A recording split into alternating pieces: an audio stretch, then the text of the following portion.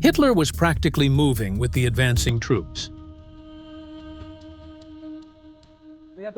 I initially thought it was just a regular pillbox, but then it turned out to be Himmler's bunker. Right now, there are ongoing efforts to access the basement because there's a structure down there. Some explorers believe that air is coming out from this spot. It might be an entrance to hidden underground bunkers. Soviet propaganda portrayed Hitler as a coward, but it turns out he had headquarters on occupied territory and traveled closer to the front line. So where was Stalin during all that time?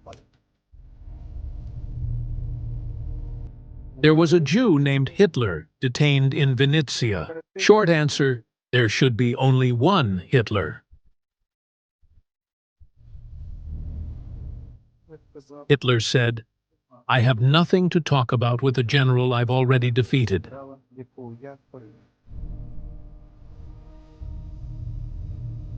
If Hitler had left Berlin, the most he could have lasted was 5 years.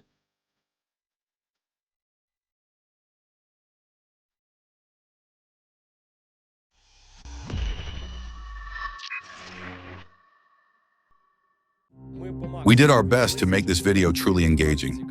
So please like the video, subscribe to the Peichev channel, and I promise, you're in for a lot of surprising, never-before-heard information today.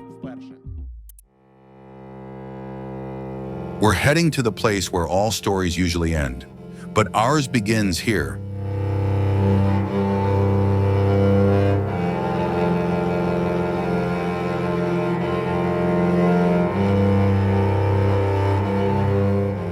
It sounds surreal, but Nazis are buried here. In 1996, the German authorities asked Ukraine to restore the cemetery. The German side is fully funding it and will maintain similar burial sites of Ukrainians on their own territory.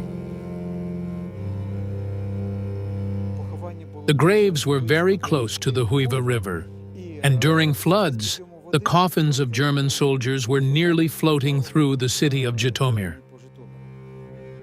You're saying the cemetery was most likely larger in the past? Now there are houses over there that might be standing on bones. This cemetery used to be about 1.5 times larger, extending in all directions, to the right, to the left, and toward the road.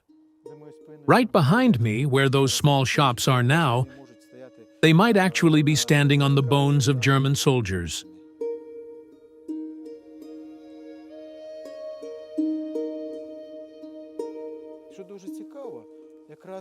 What's especially interesting is that this very cemetery holds the grave of Himmler's personal pilot. He went hunting in these forests with a friend and was killed by local partisans.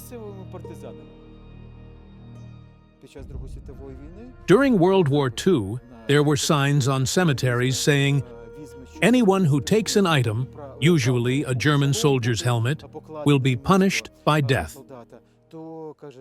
And I want to say, for as long as this cemetery has existed, and other German cemeteries too, there have been no acts of vandalism.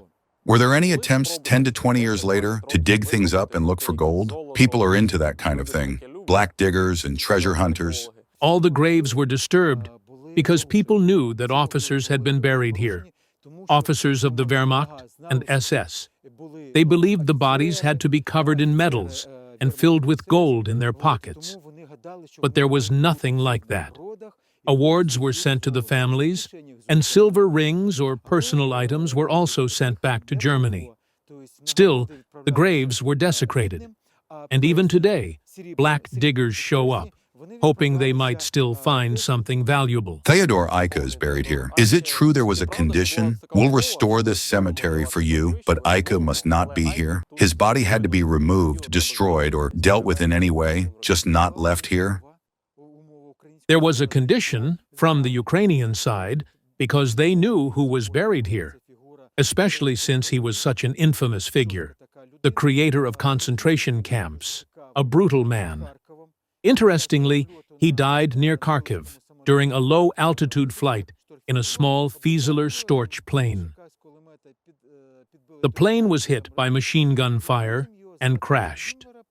By Himmler's order, his body was brought here for burial.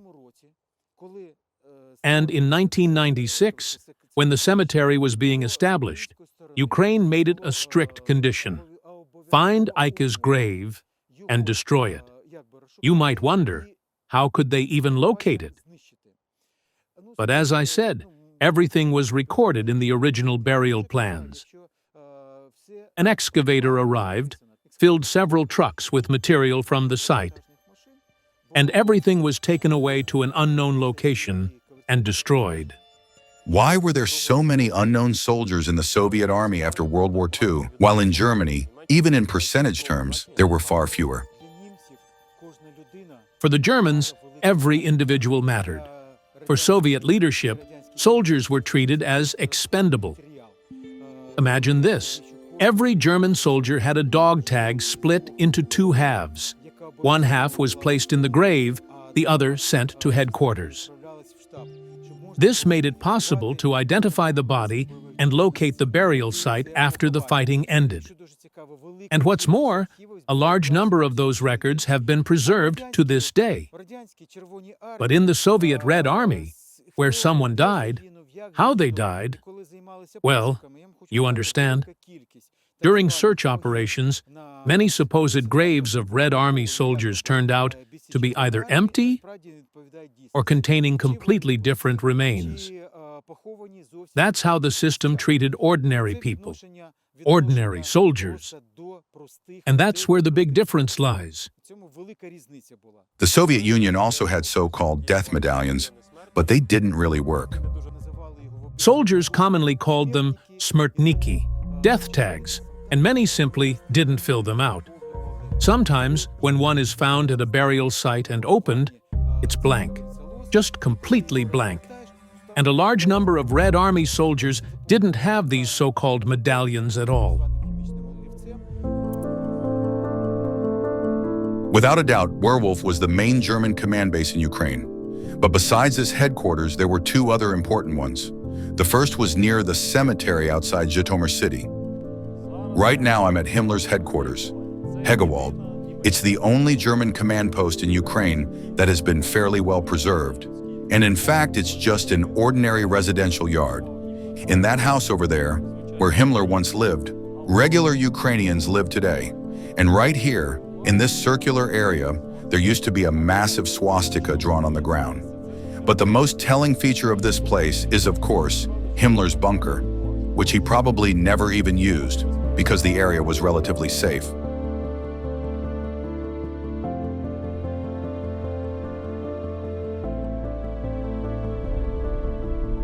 There was certainly no shortage of people who wanted to kill Himmler, probably the most brutal of all the Third Reich leaders. One of the main architects of the Holocaust in the SS, he was obsessed with mysticism and racial theories, and some of his ideas were too deranged even for Hitler. Why were all the other headquarters in Ukraine destroyed, while here there's just a normal backyard, the bunker still standing, everything intact? The main target for destruction was the officer's house, which housed the SS office. And that's where the General Plan Ost was read aloud. Is it right nearby? Yes, it's very close, just nearby. This area housed a military unit even before World War II, and during the war it was used as well. There were residential buildings around here for officers, including this very house, and just in case, the bunkers here are completely intact, unlike most others, which the Germans blew up themselves. This one was used by the Germans in 1943, and I believe they retreated so quickly, they simply didn't have time to destroy it. The Red Army didn't blow it up either, because it could still be used. And as you can see, it is still being used. The walls are covered in foam insulation, electricity has been installed, and they even kept water and phone lines connected. I read that Himmler even had a tennis court somewhere nearby. They felt completely at ease here, like they were in a safe zone. I don't know for sure if the tennis court existed, but it's quite possible. At that time, German forces were marching triumphantly toward Stalingrad. On July 4th, Sevastopol fell. 90,000 Soviet soldiers were taken prisoner. So in 1942, they felt like victors. They truly believed the war would be over by the end of that year, with their victory.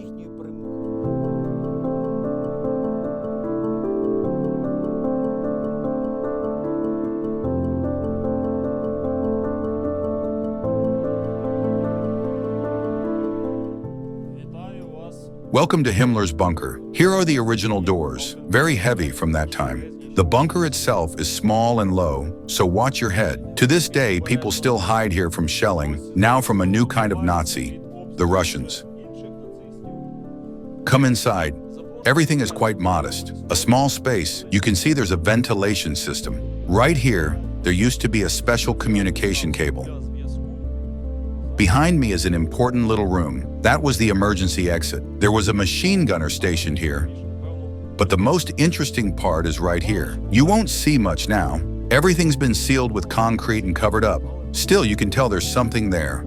There's a legend, or maybe not just a legend, because we scanned this area with geolocators and didn't find any hidden passages. But eyewitnesses say otherwise. Right now, small excavations are underway, and there's a story that a tunnel at least 12 meters deep runs from here to another underground chamber. Believe it or not, let us know in the comments. Tell us, when did you first enter this bunker? I first entered this bunker in 1964. I used to store pickled cucumbers, tomatoes, and cabbage here. It's been 60 years already, hasn't it? I initially thought it was just a regular pillbox, but then it turned out to be Himmler's bunker. There are many myths about what might be underground here. Some kind of tunnel. Do you remember anything like that, or is it all just legends? It's not a myth. It's true. There used to be a metal ladder right here, and it went down 17 meters deep. But it was all filled in. Right now, there are ongoing efforts to access the basement because there's a structure down there. This is the emergency exit. Take a look at the door. You can still see bullet marks, likely left by Red Army soldiers who wanted to get inside and were testing the strength of the door. By the way, according to the site's commandant, even Himmler's grandson once came here with a German delegation and wanted to go inside, but they were told not to let him in. The interior was very austere. No expensive paintings, decorations, or fine tableware. Everything was temporary. We don't know what kind of palaces the Germans planned for the future. All we know is about the palace Göring built at his own headquarters. This house was where the officers lived. After World War II, everything was classified. Local residents didn't even know that Himmler had lived here for some time.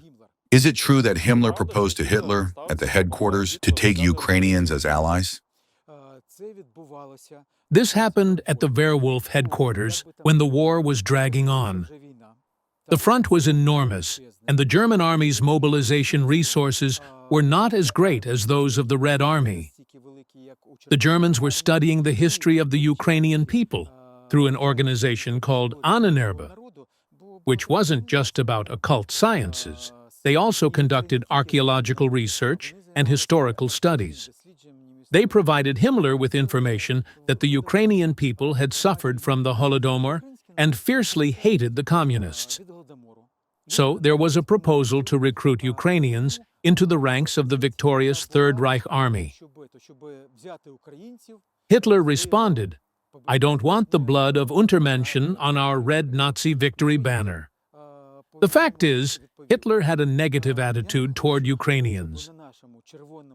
He reminded Himmler that in 1918, a German general was killed in Kiev. The Führer said, "We brought freedom to Ukraine in 1918, and this is how they treated us." So he regarded Ukrainians the same way he regarded all Slavs, as Untermenschen. Our guide, Andriy Shvashko, has been studying Werwolf for over 10 years. Together with Belgian researcher Martin Bogart, he wrote a book debunking dozens of myths about Werwolf. Today, Werwolf looks like an ordinary park with suspicious concrete ruins, though it still has a unique energy all its own. But during World War II, it was an autonomous military town for Hitler and his inner circle, where key decisions were made. There were 83 wooden houses, 3 bunkers, and even a swimming pool. Life thrived here, and plans were made to capture new Soviet territories. If you visit Werwolf without a guide, you basically won't understand much. That's definitely true. Right now, we're leaving the area where the commandant's headquarters was. There was bunker number 3.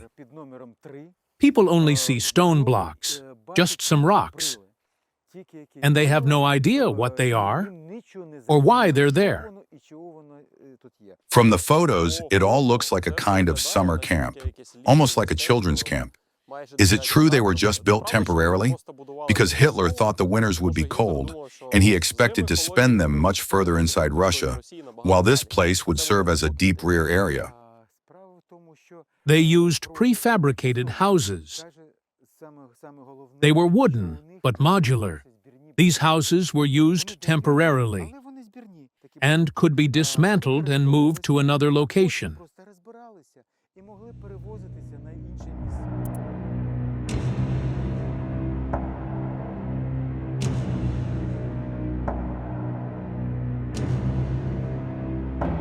People have invented all sorts of stories about Werwolf over the past decade. Probably the most popular myth is about these concrete blocks. They say there's an entire underground city here, 7 stories deep, with huge bunkers. And this legend has its own author, a well-known German doctor who indulged a bit too much while here, then wrote a book recalling all these tales. 7 underground floors, an underground city. You look at it and think, yeah, it kind of could have been real. The thing is, we studied this issue both from a historical perspective and a geological one. Right in front of us, exactly 1 kilometer away, there's a huge quarry that existed during World War II. And beneath us lies the Ukrainian granite shield. Just 2 to 3 meters below the surface is solid granite. We know for sure that construction of the headquarters began on December 11, 1941, and by April 1942, it was ready to receive the staff who were supposed to work here. But such massive work couldn't have been completed in such a short time. That's the technical part. Secondly, any defensive structure is built based on threat assessment. For example, Hitler's Führer bunker in Berlin, arguably the largest and strongest bunker, was not even fully constructed until 1943. Before 1943, it was just a bomb shelter, and only after the front shifted did they start building the new bunker. But even then, it wasn't a massive structure by grand standards. There was simply no military necessity to build extensive underground shelters here.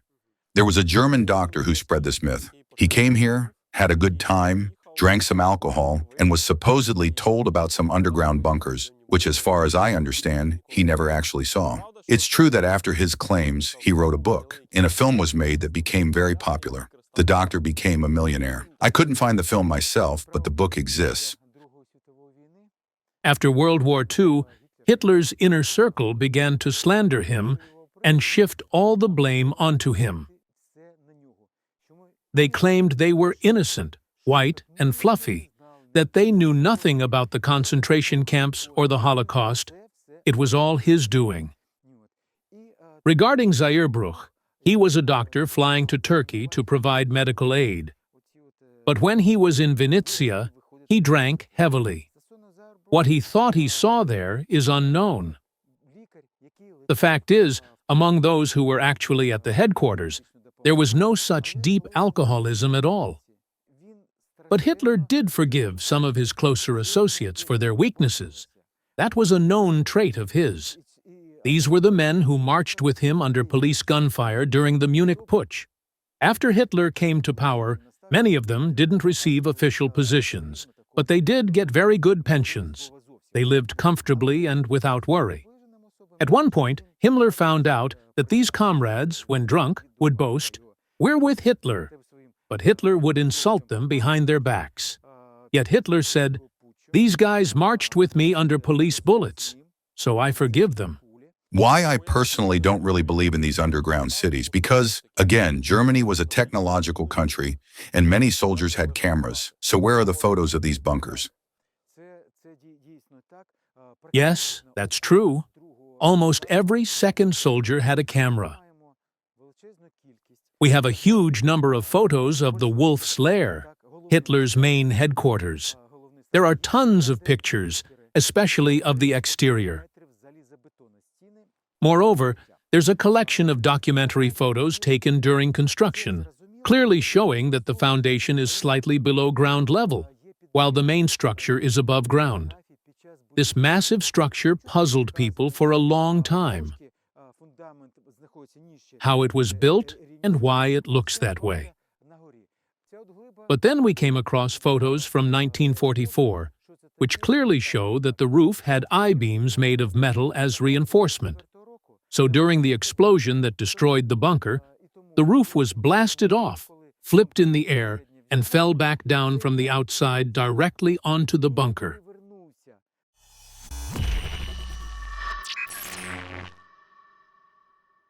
At first, Werwolf was supposed to be built in the Poltava region. There's a Soviet historian theory that Hitler got scared because there were many partisans there. But in reality, the main problem was logistics. There was no railway. For example, Zhytomyr also had many partisans, yet no one canceled the construction of Himmler's headquarters there. There are memoirs of a German officer who served at the headquarters in Vinnytsia, saying that in 1942, the city had a peaceful life. You could walk calmly around the city both during the day and in the evening. That was only in 1942. But in the Zhytomyr region, people couldn't move between towns in the evening at all. And during the day, only with armed guards, because they were always expecting partisan attacks. When Werwolf was being built, it said that they found graves of Soviet people killed by the NKVD. They supposedly handed these bodies over to local residents as a gesture of goodwill. Is this true or just another myth? These places are very peaceful, and there were no NKVD shootings there. The NKVD didn't bother with remote sites. They carried out executions in the city center and buried people directly in the city park. Interestingly, in 1942 or 1943, the Germans dug up these burial sites in central Vinnytsia, near their own headquarters. People then came and actually took these bodies away, and a booklet was made about it. This was propaganda, a kind of propaganda stunt, to make themselves look good, and the communists bad. But I want to say that Nazis and communists were equally terrible for all humanity. After all, their flags were the same color, red. Only one had a star, and the other, a swastika. Another common legend is that many Soviet POWs built Werwolf and were later executed. However, I haven't found any documents confirming these executions. When we worked with archival materials, thanks to my colleague Martin Bogart from Flanders, he found documents from the Taut organization detailing the number and composition of people working at the Werwolf headquarters. It turned out that mostly foreign specialists worked inside the headquarters: Czechs, Poles, and Germans. Prisoners of war were assigned only one task. They built the paths and roads within the headquarters. That was it. What's your opinion? Were these people executed or not? Imagine this situation. Workers were brought into the forest who didn't know the geography. Their task was to clear a small area, and once it was done, they were taken away. Nothing more was expected of them. Why would they be executed? The same goes for foreign workers. They came as electricians, installed electrical wiring here, and then moved on to other projects, of which there were many. This is just a myth and a legend. They were not executed. It's accurate to say that Werwolf was built so Hitler could be closer to the front line and issue orders more quickly? The 1939 campaign, the invasion of Poland. Hitler was practically moving with the advancing troops. The Mercedes G4 cars were originally black, but they were repainted in matte field gray. The headlights were covered with special camouflage covers. This meant the vehicles were operating in a combat zone. Soviet propaganda portrayed Hitler as a coward, but it turns out he had headquarters on occupied territory and traveled closer to the front line. So where was Stalin during that time? Hitler actually fought in World War I and received medals, so he was definitely not a coward. There was an interesting situation at Brühl-de-Pesche when Allied planes were flying over the headquarters to bomb German positions. They said to the Führer, "Please go to the shelter," but he replied, "I won't hide now because these planes aren't coming after me. They're coming to bomb my soldiers, so I won't hide." Hitler did visit occupied territories and came close to the front line during the Polish campaign. He wasn't afraid. Meanwhile, Stalin was constantly hiding. He feared the Germans, but even more, he feared his own inner circle. So he mostly stayed in his bunker and rarely came out. Some literature claims Stalin visited frontline positions, but I believe this is likely a big lie. He simply didn't leave because he feared for his life. The Germans were enemies, but ones we could learn from, especially in building fortifications. This knowledge is still useful today. The Autobahns, the Siegfried Line, and even Werwolf were all constructed by one company called the Todt organization. It was a massive military construction giant that grew so large it had up to 1.5 million workers at its peak. Werwolf was camouflaged so expertly that it was impossible to recognize as a military facility from the air. Is it true that near Hitler's house there weren't real trees like these, but artificial ones? The real trees were specially treated with a fire-retardant coating to prevent them from catching fire. What's really interesting is that the documents we have today even name the company responsible for this camouflage work. In peacetime, this company simply handled landscaping, but during the war, it focused on camouflage. Martin Bogart found this company and wrote to its current owners in German, explaining that we are studying the history of the Werwolf headquarters, and found a document linking their grandfather to this work. But no one replied. There was a story that some work was being done at the quarry. Something was being blown up without warning anyone. Hitler and his entourage were reportedly a bit scared by the explosions. That's exactly right. It's even noted in the commandant's documents. To extract granite from the quarry, blasting was necessary. Interestingly, Hitler's house and its windows faced directly toward the quarry, and since the windows were open, he could hear everything clearly. Of course, it was wartime, so no one could be sure what might happen. The distance from Hitler's house to the quarry was about 1 to 1.5 kilometers.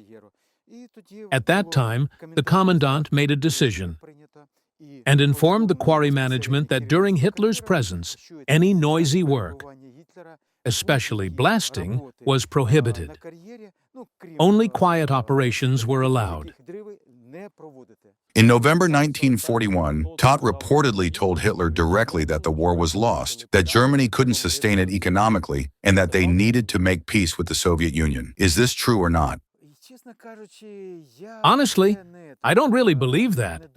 Even though Moscow wasn't captured in 1941, by November the Germans were still advancing and were only about 60 kilometers from the city. The threat to Moscow was very real. Hitler was counting on the 1942 campaign to be decisive.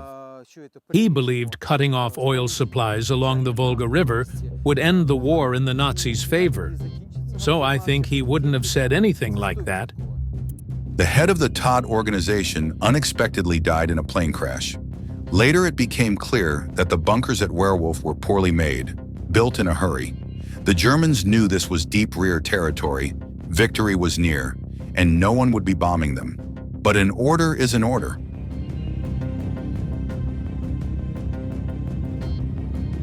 Why did Hitler stay at Werwolf for so long and rarely leave? They say Göring loved going to theaters or traveling to Vinnytsia, but Hitler didn't do that.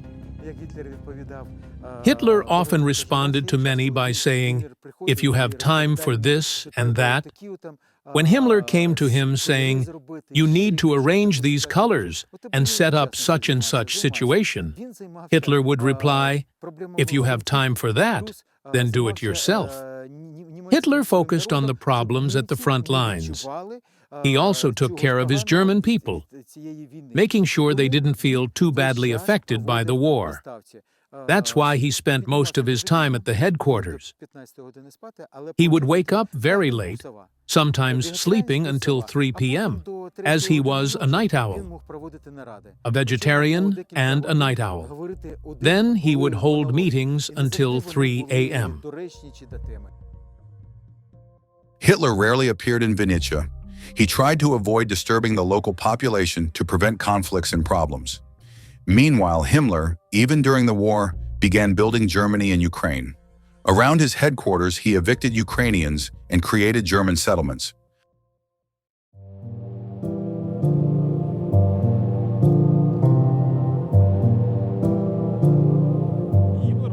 Himmler began evicting the Ukrainian population near his headquarters because he preferred hearing German spoken and seeing German citizens around him. He created small German settlements for greater comfort and, of course, safety, since the risk of encountering partisans was much lower. There was also another attempt to colonize these lands, an unarmed one. This house, built in 1906 in German style, stands as a reminder. At the end of the 18th century, German colonizers actively moved here, peacefully taking over lands that were essentially wild. By the late 19th century, about 171,000 Germans lived here. This is a Kirche, which means House of God in German. You can probably guess. It's essentially a German church, one of the last preserved in its original state.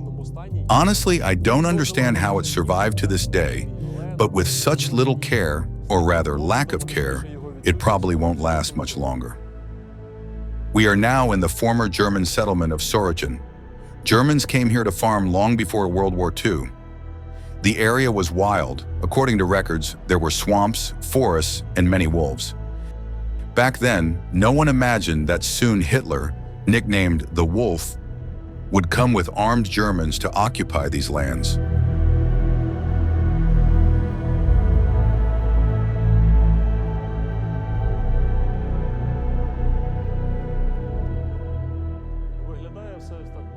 Everything looks very simple.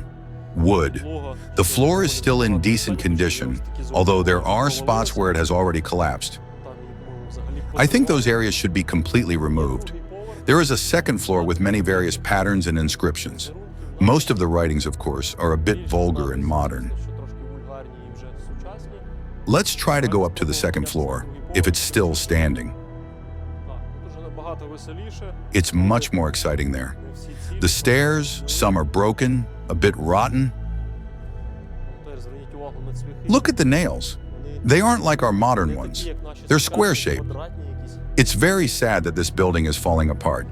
The roof is almost completely gone. This side has fully collapsed, and I can feel the floor sinking beneath me. But the central area has held up fairly well. Look at the ceiling. You can even see it sagging visually. To give you an idea of how dangerous this building is, the floor is slanted heavily to the left, probably by about 40 centimeters.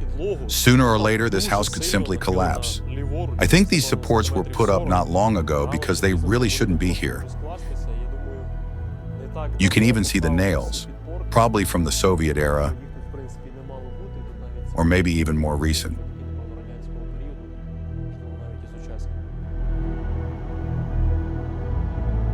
Himmler began relocating the Ukrainian population and building a German settlement around his headquarters. How did this process happen? How violent were the methods? And what was his purpose? During World War I, it was said that there was little room for us under the sun. Indeed, Europe had been resettled, including German villages and towns. The plan was to relocate part of the German population after victory in World War II. But this process began during the German occupation of Ukraine. The General Plan Ost was developed, which detailed exactly which territories and settlements would be inhabited by Germans and how many Germans should live in each place. This was a well-founded economic system. It's known that Germans allowed Ukrainians to take some equipment and livestock with them, resettling them to southern parts of Ukraine, Zaporizhzhia, Mykolaiv, Kherson regions, to develop agriculture there. Himmler wanted to allocate Ukrainian lands to SS heroes, again, after victory. The local population would be used as labor. Some sources say the Germans planned to fully Germanize this land within 30 years, so that only the German language would be spoken and people would perform simple work. They searched for artifacts proving the presence of the Goths on our lands. These were mostly fabricated Germanic stories. But for Himmler, they served as justification for his policies, including resettlement, to explain them to the world and even to the Germans themselves. The fact is, according to documents, German colonists were not very eager to move to these lands.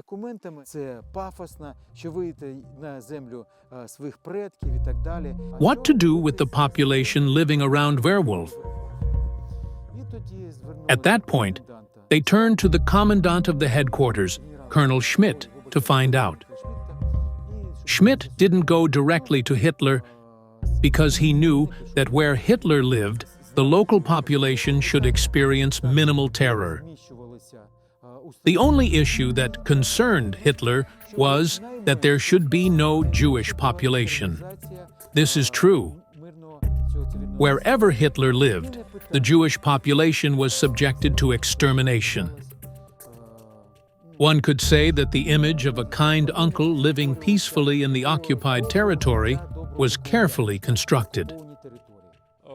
You mentioned there are documents stating that many Ukrainians, especially women, later went to Germany. Did they go to Germany during the war? We have documents, a duplicate of the Werwolf headquarters case file from the Soviet state security agencies. Some volumes include lists of people wanted by the authorities.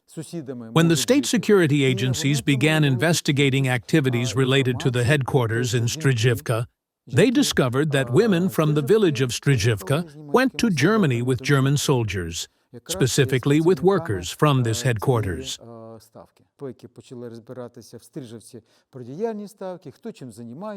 How did the German authorities and Germans in general treat the Ukrainian population? Soviet history tells us many frightening stories, some true, some not. At the same time, for example, I found a photo, in your book actually, showing Germans buying goods at local markets. They didn't just seize them like the Red Army might have done. They simply bought or exchanged goods. German soldiers came to the markets to trade or buy goods from the local population.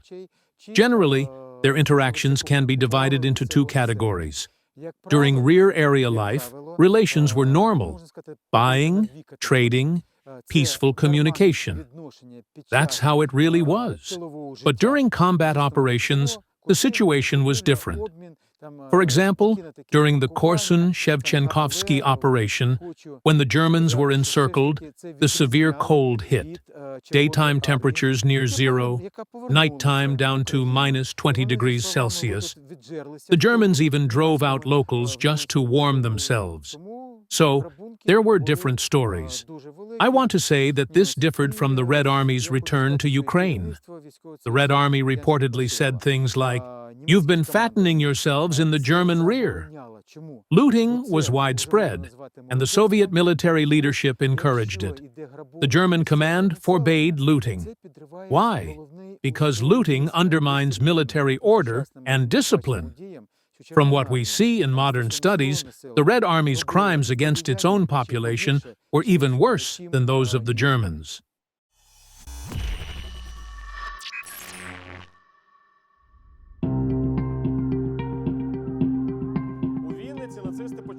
In Vinnytsia, the Nazis felt more or less at home. Göring liked to go downtown and visit the theater. Hitler didn't have time for that and limited himself to walking around on foot. But his personal pilot, Franz Bauer, was the biggest surprise. He would come here in his Schwimmwagen, an amphibious vehicle, and amaze the locals by driving it right into the Southern Bug River, taking out his fishing rods, fishing, and enjoying his weekends. He flew either a Junkers 52 or a Focke-Wulf Condor, and he always carried a fishing rod or spinning rod with him. Whenever he had a few hours free, he would directly ask his superior if he needed to fly somewhere. And if he had not just a few hours, but several days free, he would go fishing. Interestingly, the amphibious vehicle he used, a Schwimmwagen, was generally only issued to SS troops. But he was allowed to have one as his personal military vehicle, which he used simply as a watercraft.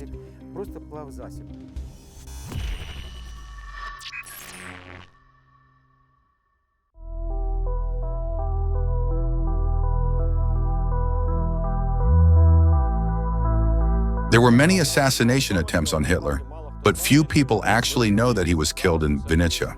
Let me explain. One day, the headquarters received a strange notification. They had detained a man named Hitler. What should be done with him next? A Jew named Hitler was detained in Vinnytsia. As usual, a request was sent about him, and the response was brief. There should be only one Hitler.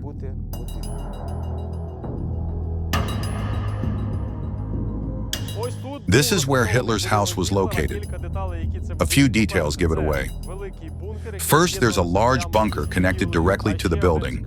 Another interesting feature is these almost invisible red stairs on the porch. They appear in many photos showing Hitler standing here, reading documents, with his German Shepherd Blondie sitting nearby, whom he probably loved more than people.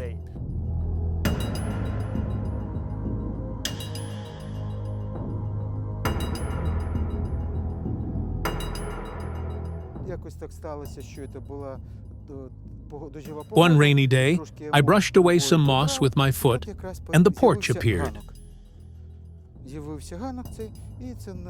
That porch became our starting point. We already knew that Hitler's bunker was to my right. We had many photos and realized this was house number 11, to which the bunker was attached. Using this and the many preserved photos of the house, we measured from the porch and created a 3D reconstruction of Hitler's personal office. Now we have photos from every angle and know exactly how his office looked.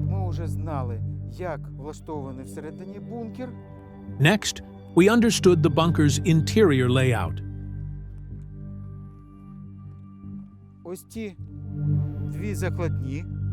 These two embedded metal anchors mark the width of the corridor leading inside the bunker. There were wooden doors here, the entrance to Hitler's office. If needed, which never happened during his stay, one could open the wooden doors and enter the corridor to the bunker's entrance. Around the perimeter, you can see metal anchors indicating the bunker's footprint. Now, a question. What house number did Hitler have at the Werwolf headquarters? Most people assume it was number 1, but his was number 11. They counted houses starting from the first headquarters, and his was always number 11. Hitler sometimes answered such questions to his entourage by saying, "I already know I'm the first person in the Reich, so all these formalities are unnecessary." In your photo, there's the German shepherd Blondie. I understand Hitler loved her more than people. Honestly, yes. She was always by his side. I believe she lived in the same building with Hitler. There are about 70 color photos of Blondie and the headquarters. 70. Back then, color film was probably more expensive than gold. Interestingly, records show Hitler made only 2 requests when stenographers arrived. 1. Don't record when he asks for the time. 2. Don't record when Blondie, who was present at meetings, started howling. Because sometimes Hitler's monologues lasted 2, 3, or even 4 hours. When the dog couldn't take it anymore, Hitler would say, "Blondie, be quiet."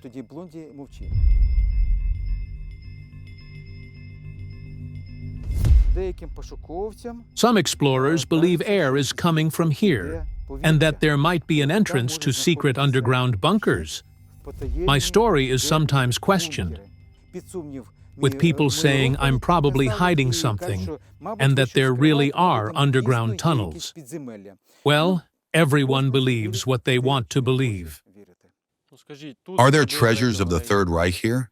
Could there be? Everyone asks about this. The thing is, so far only a silver ring lost by an SS officer hasn't been found. No one has discovered it yet, so not all is lost. So there's no point in digging here for the amber room? Not at all, because there's nowhere here to hide it. There's one known treasure that was never found, an SS officer's ring. One officer, who had been drinking a bit too much, quietly lost this ring. Interestingly, a letter arrived at the Berlin office reporting that a certain officer lost his ring while on duty. Then, the secret police wrote to their leadership about the incident, saying the officer had been drunk and lost the ring. 2 letters were sent regarding the same issue.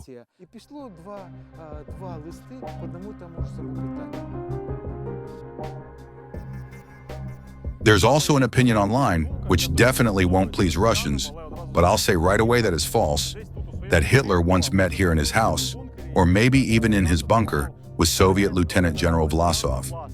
Vlasov later led the ROA and defected to the Nazis.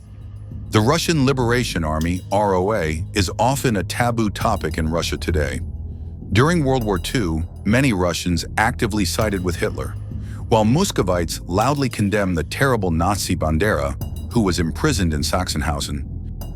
They strangely remained silent about roughly 1 million compatriots who switched sides and fought against the Soviet Union. Lieutenant General Vlasov is especially taboo.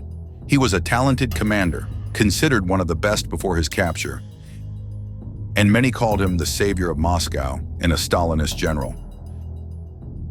After being captured, Vlasov switched sides. Despite his efforts, he was dishonorably hanged, not even executed by firing squad, and the Soviets tried to erase him completely from history. It's obviously easier for some to remember a mythical Bandera in the swamps than a very real Vlasov. In fact, Vlasov never met Hitler, but the Russian general was once held right here. Today, this is the Vinnytsia Psychiatric Hospital, but back then it was the Wehrmacht's land forces headquarters. They treated the Russian general with great care and kept him in good conditions, understanding how important he was for future propaganda. I want to say that Vlasov was a very high-caliber military leader. But when a meeting between Vlasov and Hitler was proposed, Hitler said, "I have nothing to talk about with a general I've already defeated." After that, the Wehrmacht's propaganda department took Vlasov under its wing, so to speak.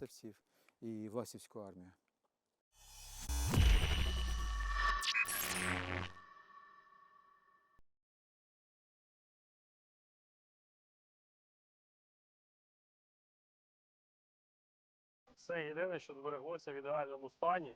This is the only thing preserved in perfect condition, the swimming pool. One might think the Germans were really enjoying themselves here. Himmler had a tennis court, Hitler had his own pool, but in reality, these were fire safety measures. Pools like this were built in almost every military unit. As I mentioned, this pool wasn't for swimming. The water was very cold. Some enthusiasts tried swimming here, but definitely not on a regular basis. If you read Soviet researchers' accounts of Werwolf, you get images in your mind of Germans partying all night, then swimming in the pool in the morning to freshen up before heading to the casino, which, by the way, was here too. But there's a catch. The Soviet press described the Germans as heavy drinkers who loved to party. They claimed that at Werwolf, the Germans often sat and played in the casino. But I understand that the word casino in German has another meaning as well. Soviet propaganda projected what it saw in Soviet trenches and rear areas onto the German side. The Germans didn't drink strong spirits like pure alcohol or vodka. Their main drinks were low-alcohol beverages, beer and wine. During investigations, many empty bottles of French wine were found. Cognac was very rare and more typical for officers than for soldiers. Meanwhile, the Red Army soldiers drank so much vodka and spirits that sometimes they couldn't even go into battle. Commanders got utterly drunk and then sent their troops to face German machine guns. This was a common phenomenon in the Red Army. Was there a casino or not?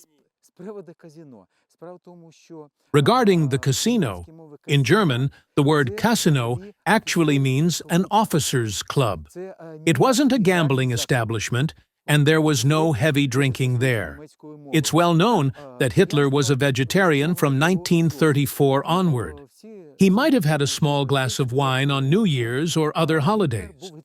At the headquarters, there are photos from a birthday celebration showing Germans holding wine glasses with just one bottle on the table. At Werwolf, Hitler certainly had no time for swimming or gambling. Many recall, even his doctors, that he declined significantly there. I'll just quote one record. At Werwolf, he became a different person, no longer the lightning-fast commander. Maybe the reason lies here. This is the Cherepashinets granite quarry. Materials for building the bunkers were taken from quarries like this one. In the 90s, rumors started that the granite, being radioactive, seriously harmed Hitler's health. Granite was part of the reinforced concrete used to build the bunkers, but Hitler himself didn't spend time inside them. He visited the bunker once, took a look, and after that, because of the high humidity, since they stored wine, beer, and vegetables there, he didn't work inside the bunker, but stayed in his house. It's important to remember that the climate in Ukraine is very different from Europe, especially Berlin. When Hitler arrived, records, even in aviation diaries, showed temperatures up to 40 degrees Celsius in the shade in this area. It was very hard on him. During our first visit in 2011, Martin Bogart experienced temperatures around 35 degrees Celsius, and by evening he was completely exhausted. Another reason for Hitler's decline was that his doctor, Morel, who was present here, administered various narcotic injections to keep him functioning.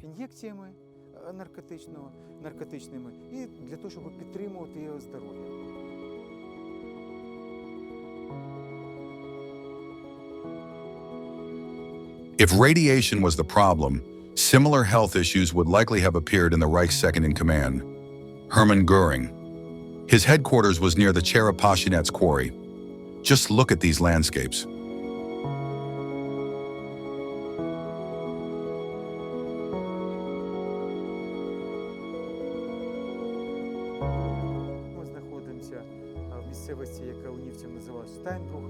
We are in an area the Germans called Steinbruch, which translates as quarry.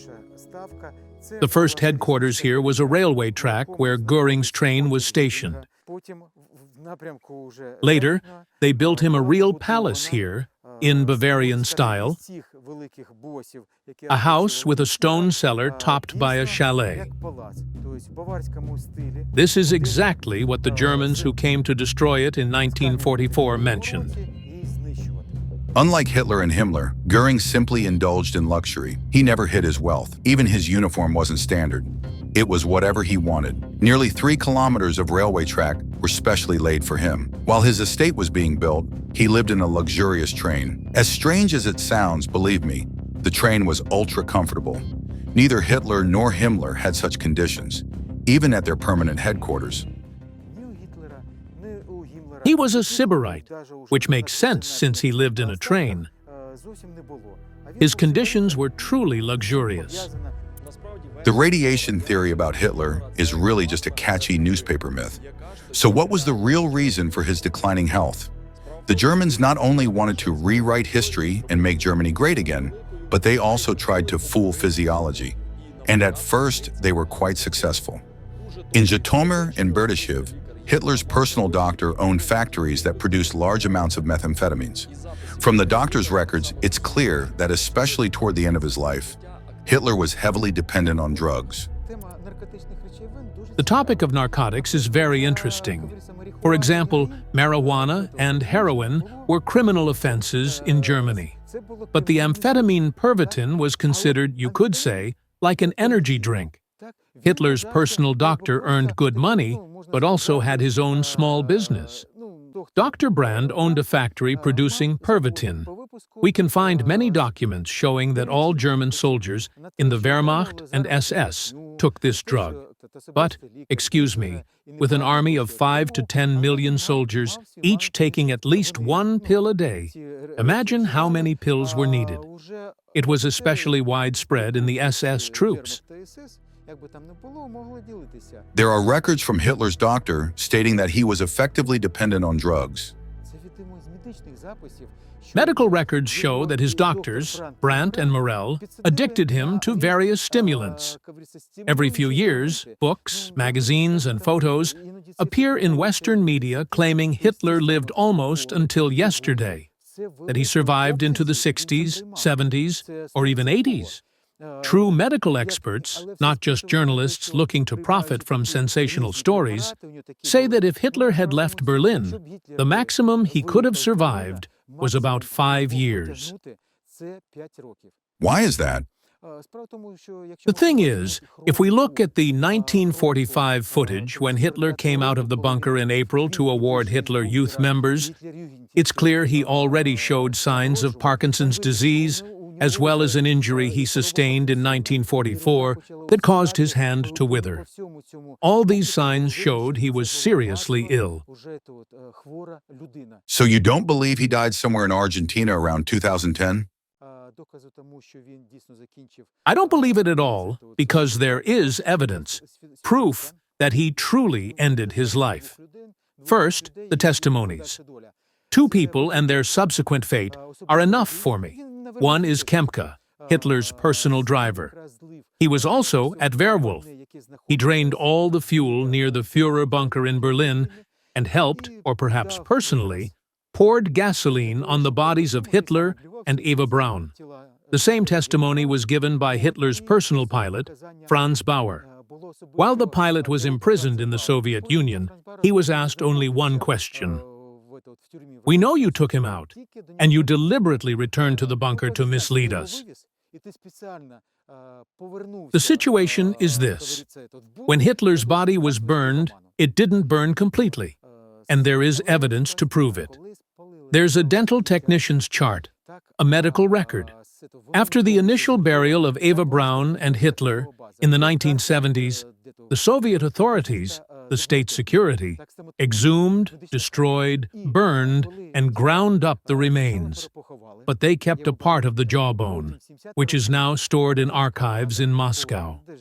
After the Soviet Union collapsed, Americans visited Moscow during a thaw in relations. They took DNA samples, probably under some pretext, and were able to compare them. Most people don't know this, but Hitler had a living sister who survived World War II. The Americans compared the DNA and confirmed the jawbone indeed belonged to Hitler. There was another intelligence service, probably even more powerful at the time, the British. From certain people's memoirs, there's an idea that they stopped attempts to kill Hitler at some point because they believed he was not in his right mind, that he was basically on drugs, and that it would be much easier to defeat Germany with him in charge. That's unlikely to be true. If that were the case, they would have stopped, but they continued attempts until the very last moment.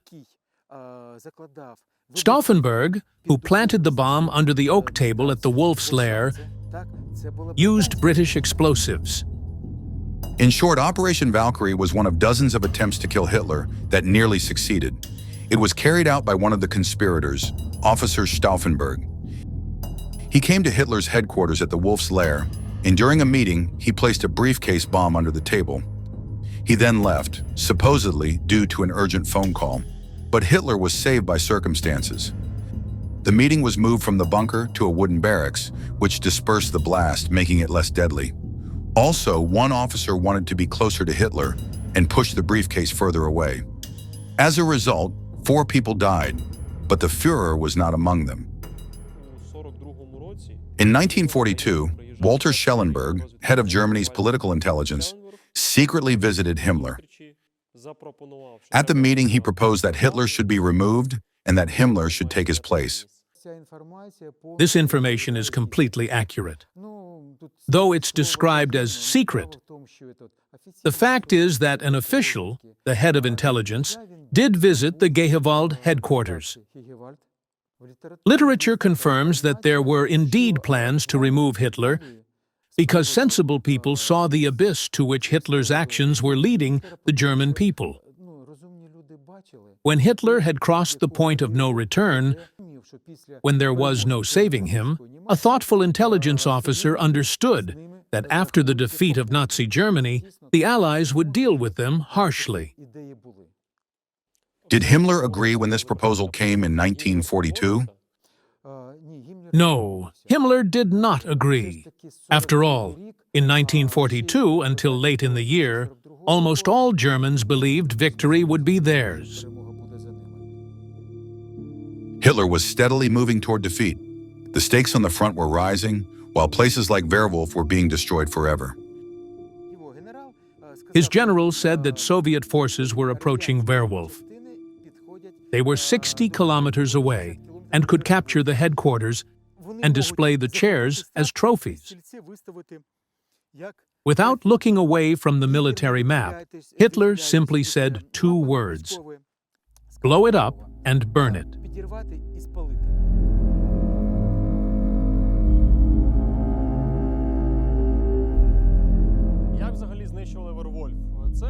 How was Werwolf destroyed? It was done with aerial bombs placed inside the bunkers. Imagine, the main bunker was right here, and a huge block of concrete weighing at least tens of tons was blown off and flew exactly 90 meters away. The bunkers were already mined. While the generals were still occupying the rooms of the very house where Hitler had lived, aviation bombs were stored inside the bunker. In other words, some generals were literally sitting on a powder keg. It was a clear military calculation. They planned to leave the headquarters and then blow it up. At the same time, they still needed to use the place as living quarters until that moment.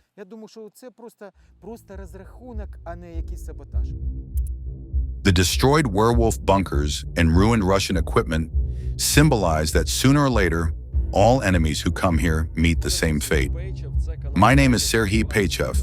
This is the Peichev channel. I hope you really enjoyed this video.